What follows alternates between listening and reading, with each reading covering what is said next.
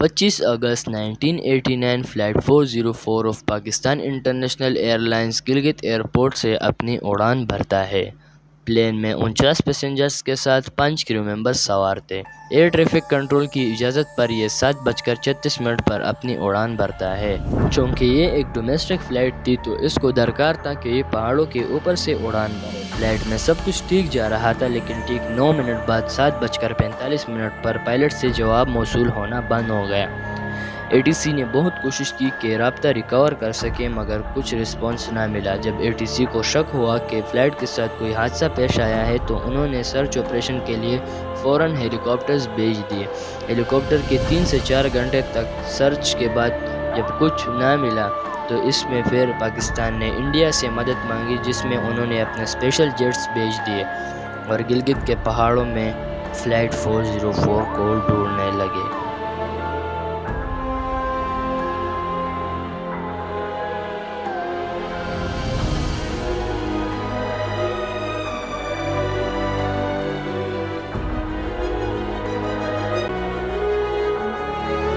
گلگت کے آس پاس کے پہاڑوں کی بلندی تقریباً 26,000 فٹ تک چلی جاتی ہے، اسی لیے سال بھر ان پر برف جمی رہتی ہے۔ اس کے بعد پاکستان ملٹری نے آس پاس کے سویلین سے بھی مدد مانگی اور کہا کہ ایک ڈائریکشن میں اس پہاڑ کی چڑھائی کرے اور اس پلین کو ڈھونڈنے کی کوشش کرے۔ 2 مہینوں کی اس گراؤنڈ آپریشن کے بعد بھی فلائٹ 404 کا کوئی نام و نشان نہیں ملا اور پاک ملٹری کو یہ شک ہونے لگا کہ یہ پلین انڈین ٹیریٹری میں گیا ہے اور اس کو گرا دیا گیا ہے۔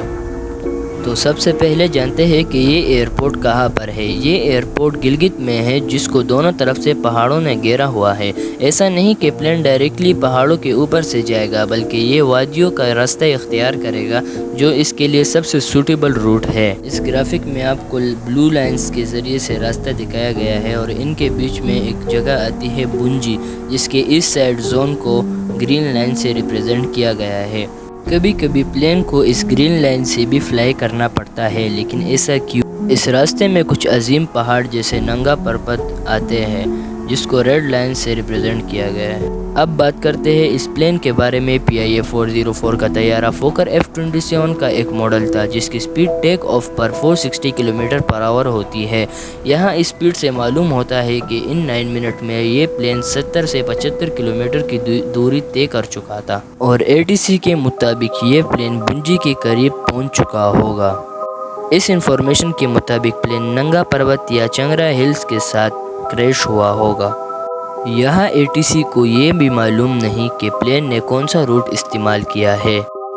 ریڈار ٹیکنالوجی کے باوجود بھی ان کو پلین کی لوکیشن معلوم نہیں۔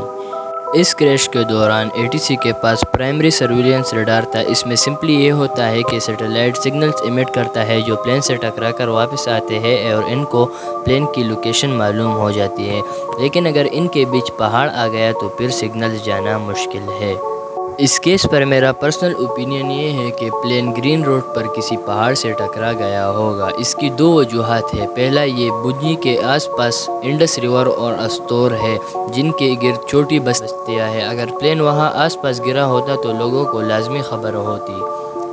460 کلومیٹر پر آور کی سپیڈ میں اس طیارے کو اتنا وقت بھی نہیں ملا کہ پائلٹ ATC کو انفارم کر سکے۔ جب اس طرح کا کوئی حادثہ پیش آتا ہے تو پائلٹ پہلے سے ATC کو انفارم کر دیتا ہے۔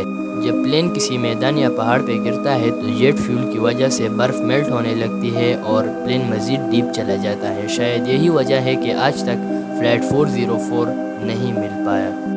13 اکتوبر 1989 کو PIA اپنا آفیشیل اعلان درج کر دیتا ہے کہ فلائٹ 404 حادثے کا شکار بن چکا ہے اور اس میں تمام افراد جاں بحق ہیں۔